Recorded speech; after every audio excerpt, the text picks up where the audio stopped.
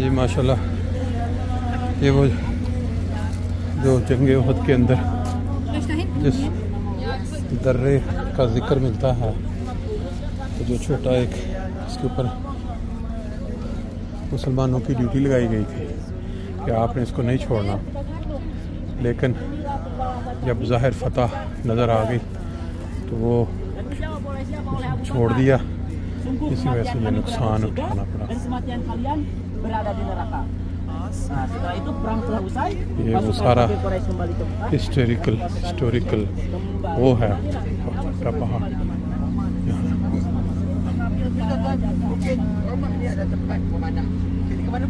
Nabi SAW meletakkan puluhan sahabat di atas gunung ini.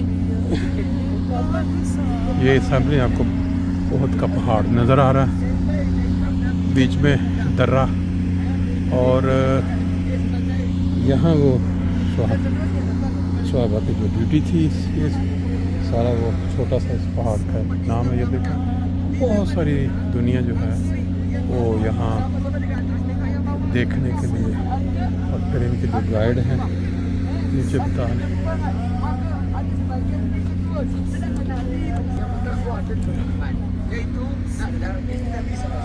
Maka mereka tak tahan, mereka dia dah menang. Mereka pun cuma dapat arahan Nabi.